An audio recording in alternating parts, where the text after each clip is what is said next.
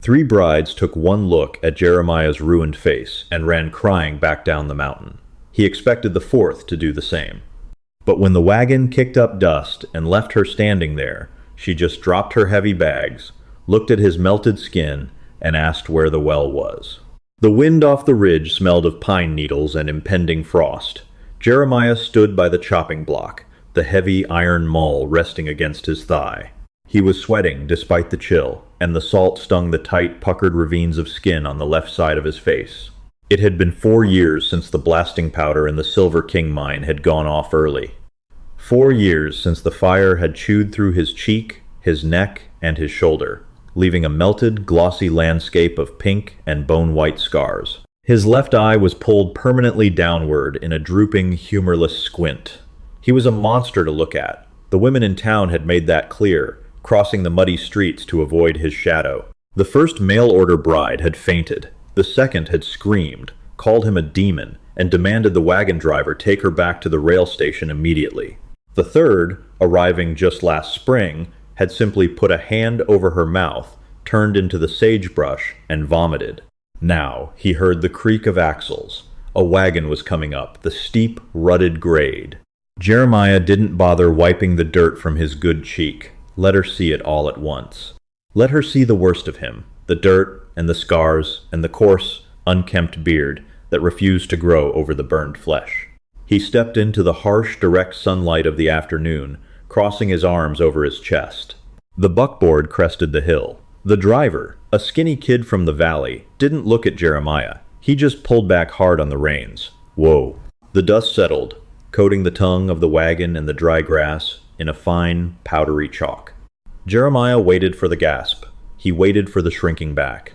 The passenger side of the wagon groaned as a heavy hand grabbed the wooden frame. The suspension springs squealed in protest, a loud, metallic shriek that echoed off the timberline. A woman stepped down.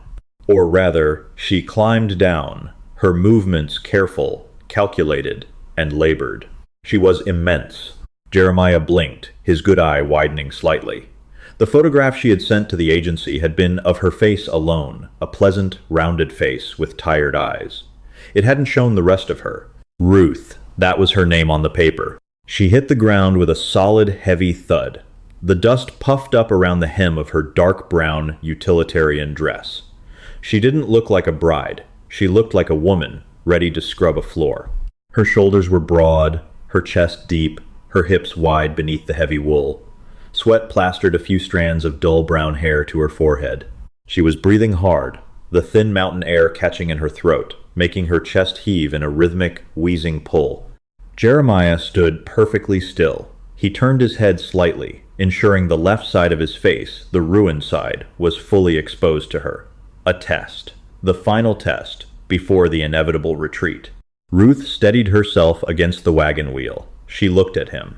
Her eyes, a pale, washed-out blue, swept over his massive frame, up to his bearded chin, and settled directly on the melted ruin of his face. She stared. Jeremiah's stomach tightened. He felt the familiar acidic burn of humiliation rising in his throat. He waited for her to look away in disgust. He waited for the tears. Go on, he thought bitterly. Tell the boy to turn the rig around. Ruth swallowed hard. She wiped her forehead with the back of a thick forearm. Well, she said. Her voice was surprisingly low, a gravelly alto. You're a large man, and this is a very tall mountain. Jeremiah opened his mouth, but no sound came out. She turned to the driver. Get my trunk down, boy. I'm not standing out in this wind waiting for you to grow muscles. The kid scrambled to the back of the wagon, shoving a massive, iron-banded steamer trunk to the edge. It hit the dirt with a thud that vibrated through the soles of Jeremiah's boots. Without waiting for his pay, the kid scrambled back onto the bench, cracked the reins, and wheeled the horses around so fast the wagon nearly tipped. Then it was just the two of them. The silence of the mountain rushed back in, broken only by the wind rattling the dry aspen leaves and the heavy, continuous sound of her breathing. I expected you to run, Jeremiah said. His voice was a rusty scrape. He hadn't used it much in a month. Ruth looked at the cloud of dust the wagon had left behind, then back at him. She reached into the pocket of her dress and pulled out a damp handkerchief, dabbing at her neck. "I've spent 3 weeks on trains that smelled like coal smoke and unwashed men," she said, her tone utterly flat, devoid of fear or pity. "I spent 2 days in a stagecoach, wedged between a whiskey salesman and a snoring reverend. My corset is cutting into my ribs, my feet are swollen to the size of hams, and I have dust in places a lady doesn't discuss. I am not running anywhere, Mr. Rust. Not today." Not for a man's face. She looked at the trunk, then at him. "Are you going to carry that, or am I going to have to drag it?" Jeremiah stared at her. He felt completely untethered.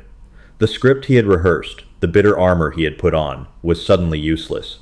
He walked over to the trunk. He grabbed the thick leather handles. When he hoisted it, he grunted.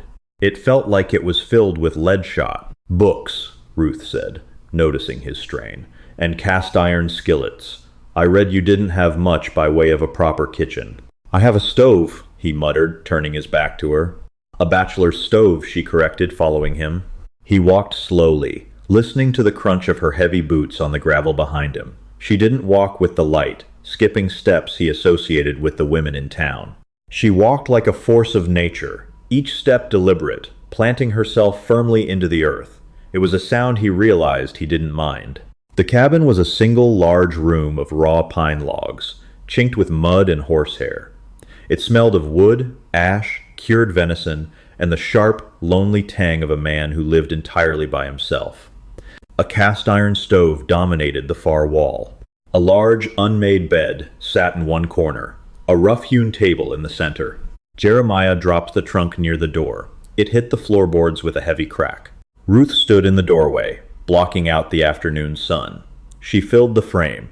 She took in the room, her pale eyes cataloging the dust on the table, the dirty tin plates stacked near the wash basin, the rifle leaning against the wall. She didn't wrinkle her nose. She didn't sigh. She just walked in and shut the door behind her, cutting off the wind. She walked over to the heavy oak chair at the head of the table. She pulled it out. The wood shrieked against the floorboards. When she sat down, the chair groaned loudly, the joints protesting the sudden, immense weight. Ruth closed her eyes and let out a long, slow breath. It was a sound of sheer, bone-deep exhaustion. "There's water in the bucket," Jeremiah said, pointing to the corner. He realized he was standing near the wall, pressing himself into the shadows, a habit he couldn't break. "Thank you," she said. She didn't move to get it. She just sat there, letting her body settle. Jeremiah watched her. She wasn't pretty. Her face was heavy, a double chin resting against the high collar of her dress. Her hands, resting on the table, were large and thick-fingered, the skin red and rough. But there was a solidity to her. She anchored the room just by sitting in it. For 5 years, he had lived like a ghost, haunting his own house, stepping lightly, making no noise, trying to erase his own existence. Ruth took up space. She demanded it. He crossed the room, grabbed a tin cup, dipped it into the water bucket, and brought it to her. He set it on the table, keeping his scarred side turned slightly away. She picked it up and drank it down in 3 massive gulps. She set the cup down with a clatter. "I suppose we should get the awkwardness out of the way, Mr. Rust," she said, looking straight at him. Jeremiah stiffened. Here it comes, he thought. Now she tells me she can't share a house with a freak. "I am a fat woman," Ruth said cleanly. The word hung in the air, blunt and unvarnished. "I have been fat since I was a child. In street, Louis, the men looked at me like I was a piece of defective livestock. The women whispered behind their fans. I answered your advertisement because you lived 50 miles from the nearest whispering neighbor. I didn't care what you looked like. I cared that you wanted a wife, not an ornament." She shifted in the chair. It creaked again. "I saw the way you turned your face to me out there," she continued, her voice softening just a fraction, though still firm, daring me to be disgusted, testing me. "Let me save you the trouble. I am 32 years old. I have been laughed out of bakeries, church socials, and dress shops. I know what it is to be a monster in the eyes of polite society. Your face is burned, Mr. Rust. It is severely burned. But it is just a face. It doesn't frighten me. What frightens me is a man who pities himself so much he won't let anyone else breathe." Jeremiah felt his jaw clench. Anger flared, hot and sudden, masking the deep, embarrassing ache in his chest. Nobody had spoken to him like this since before the blast. They either stammered in fear or spoke to him with the sickening, high-pitched tone reserved for stray dogs and village idiots. "I don't pity myself," he lied. The words tasted like ash. "Good," Ruth said. She placed her hands on the table and pushed herself up. The effort was visible. "Because I'm too tired to coddle you. Now, where do you keep the flour? If I have to eat hardtack for dinner, I might actually cry, and neither of us wants to see that." He pointed to a large tin canister on the shelf. For the next 2 hours, the cabin was filled with sounds Jeremiah had nearly forgotten. The clatter of iron, the rhythmic thumping of dough being kneaded, the sizzle of bacon grease. The smell was intoxicating yeast, salt, and hot fat, replacing the stale air. He sat in the corner, pretending to mend a harness, but he was watching her. She moved slowly, her breathing constantly audible, heavy and labored whenever she had to bend over. But she was efficient. She didn't ask for help. When she dropped a spoon on the floor, she let out a low curse, braced herself against the counter, and slowly lowered her bulk to retrieve it, grunting as she straightened up. She was entirely imperfect, entirely human, and violently alive. When dinner was ready, she set 2 plates on the table, biscuits, thick and golden brown, swimming in a rich bacon gravy. She sat down, waiting for him. He took the seat across from her. He kept his head down, hair falling over the left side of his face. He ate quickly, mechanically. "Slow down," she said quietly between bites. "Nobody is stealing it." He stopped, his fork halfway to his mouth. He looked up. She was eating methodically, savoring the food. "It's good," he mumbled. "I know," she replied. They ate in silence. It wasn't the agonizing, suffocating silence of isolation he was used to. It was the thick, heavy silence of 2 people who were profoundly tired, sitting in the eye of a storm they had finally escaped. When the plates were cleared, night had fallen. The temperature plummeted, and the wind began to howl in earnest, shaking the window panes. "I'll take the floor," Jeremiah said, standing by the fireplace. Ruth looked at the large bed, then at the hard wooden floor. She looked at his broad, sloping shoulders, the stiff way he held his ruined neck. "It's a big bed, Mr. Rust," she said. "I'll take the floor," he repeated, harsher this time. He couldn't do it. He couldn't lie next to a woman. Even this woman. The thought of her accidentally brushing against the dead, numb skin of his scars in the dark terrified him more than a grizzly. Ruth studied him for a long moment. She didn't argue. She nodded once. "Suit yourself. But if you expect me to feel guilty while I'm sleeping on feathers and you're on pine boards, you're out of luck." She unlaced her heavy boots, wincing as she pulled them off her swollen feet. She didn't undress, merely unbuttoned the high collar of her dress, letting her thick neck breathe. She climbed into the bed, the ropes underneath straining violently, squeaking like frightened mice before finally settling under her mass. She pulled the heavy wool blankets up to her chin.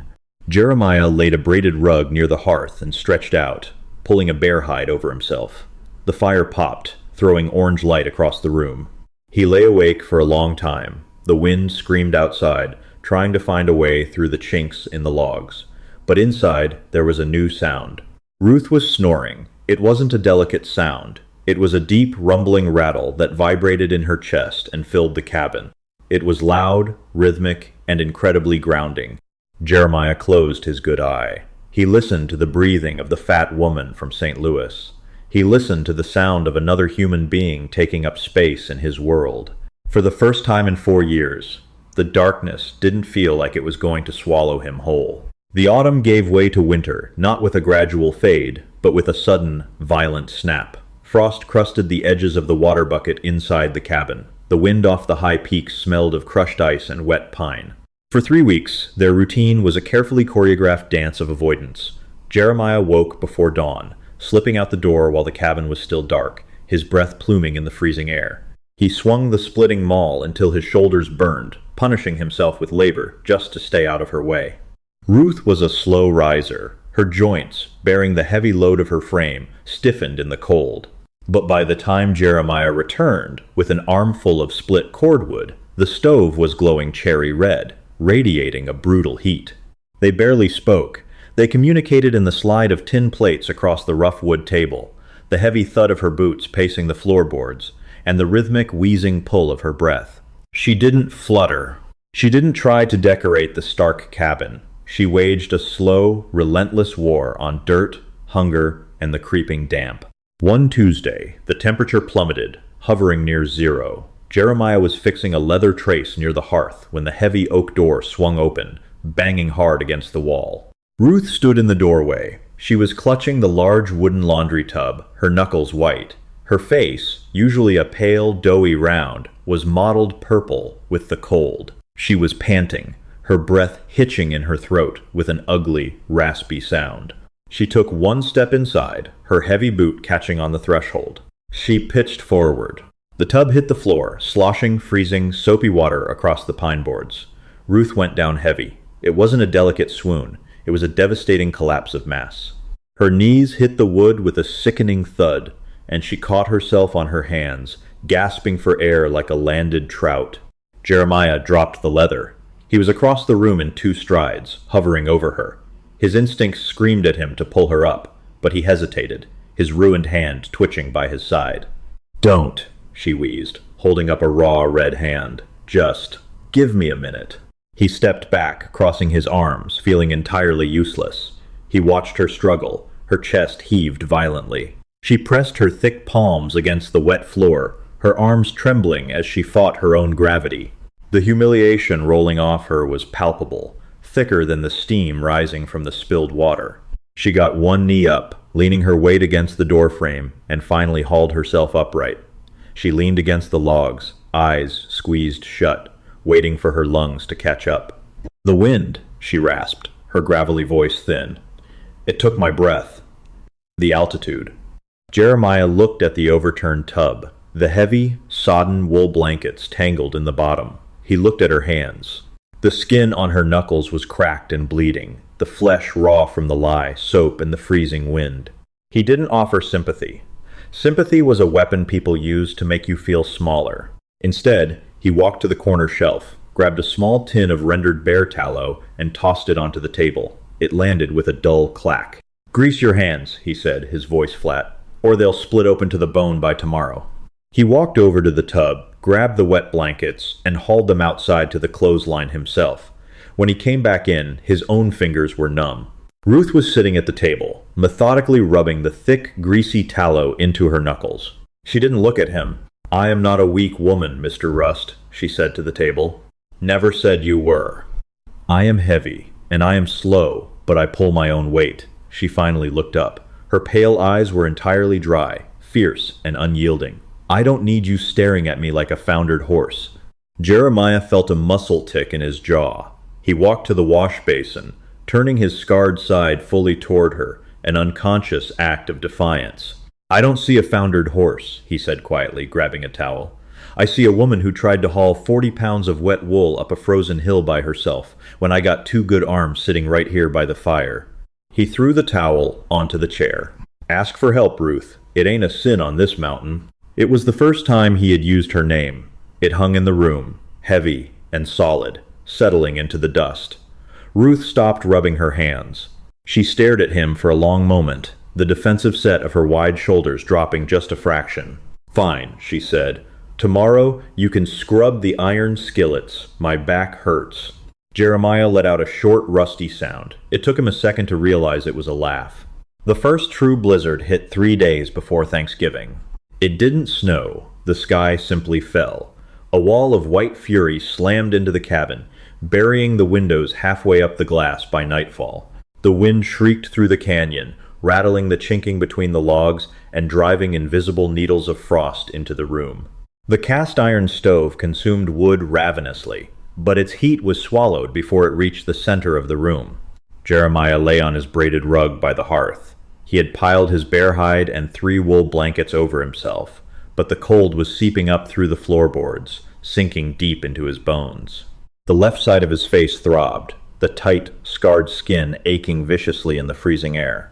He lay rigid, his teeth locked together to keep from chattering. Across the room, the bed ropes creaked. "Mr. Rust." He didn't answer. He just pulled the hide tighter around his ears. "Jeremiah." He opened his good eye. In the dim, dying orange glow of the embers, he could see her sitting up in the bed. She looked like a mountain herself, wrapped in thick quilts, an imposing silhouette against the frosted window. "You are going to freeze to death on those boards," Ruth said. "I'm fine," he bit out, a shiver betraying his voice. "You are a stubborn mule, and I am not burying a husband in frozen ground because he was too proud to sleep in a bed," she retorted. "Get up here." Jeremiah went perfectly still. His heart hammered against his ribs. The bed, next to her, in the dark, panic, cold and sharp, spiked in his chest. I said, "I'm fine." And I said, "Get up here." The mattresses groaned as she shifted, moving her immense weight closer to the wall, leaving the outer half of the bed empty. I produce enough heat for 3 grown men. It's a biological fact. Use it or freeze. I don't care which, but make a decision so I can go to sleep. He stared at the embers. The cold was a physical agony now, gnawing at his toes and fingers. Slowly, stiffly, he pushed the blankets back. He stood up, trembling, and walked over to the bed in his long johns. He climbed in, staying as close to the edge as he possibly could without falling off.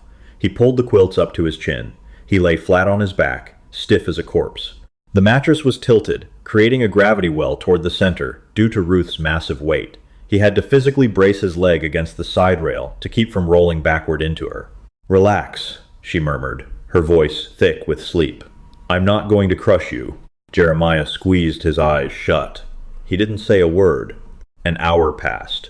The wind howled. Jeremiah's exhaustion finally overrode his panic. His muscles went slack, and the moment he stopped fighting gravity, he rolled backward, sliding down the incline of the mattress. His back hit the solid, dense wall of her body. He gasped, instantly trying to scramble away, but her heat hit him like a physical blow. It was staggering. She was radiating a profound, enveloping warmth. It seeped through his long johns, instantly thawing the ice in his bones. He froze, waiting for her to push him away, waiting for her to recoil. Ruth didn't wake. She merely shifted in her sleep, letting out a deep, rumbling sigh. A heavy arm flopped over, landing across his chest. Jeremiah stopped breathing. Her forearm rested just below his chin. And then, as she settled, her thick, warm hand slid upward, coming to rest against the left side of his face. His ruined face. His eyes flew open in the dark. He waited for the scream. He waited for her to wake up, feel the melted, unnatural texture of his skin, and pull back in horror. His chest tightened until it physically hurt. Her thumb twitched in her sleep. It brushed across the deep groove where his cheekbone used to be. It dragged over the glossy, hairless skin of his jaw. She didn't flinch. She let out a snore, pulling him a fraction closer into the heavy, soft curve of her stomach. "It feels like saddle leather." He remembered the thought from weeks ago. Just leather, not a monster. Slowly, agonizingly, Jeremiah let out his breath. The tight, defensive knot in his chest, a knot he had carried for 4 years, loosened just a fraction. He didn't move away. He closed his eye, leaning the ruined side of his face into the rough, calloused palm of the fat woman from St. Louis. When morning broke, the pale winter sun filtered through the top pane of the frosted window. The cabin was freezing, the fire having died hours ago. Jeremiah woke first. He was warm. He was wedged firmly against Ruth, her broad back acting as a windbreak. She opened her eyes, blinking against the light. She looked over her shoulder at him. They were mere inches apart. She could see every red line, every tight pucker of his scars in the unforgiving morning light. She stared for a second.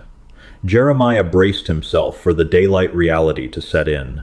Ruth yawned, revealing a gold filling in a back tooth. She scratched her double chin. "If you're expecting me to get out of this bed and light that freezing stove, Jeremiah, you are out of your mind." He looked at her tired, puffy eyes, her messy brown hair, and the utter lack of pity on her broad face. Jeremiah smiled. It was a crooked, ugly thing, pulling the left side of his mouth into a tight sneer, but it was real. "I'll light the fire," he said, his voice a gravelly rumble. He didn't run. He just threw off the covers and stepped into the cold, knowing exactly where the warmth was waiting. The frontier wasn't conquered by the perfect or the beautiful. It was built by the broken people who stubbornly refused to freeze in the dark. Jeremiah and Ruth found their fire in each other. If this raw, gritty love story struck a chord with you, Don't let it fade into the snow. Hit that like button, share this video with someone who appreciates real romance, and subscribe for more deeply human tales of the Wild West.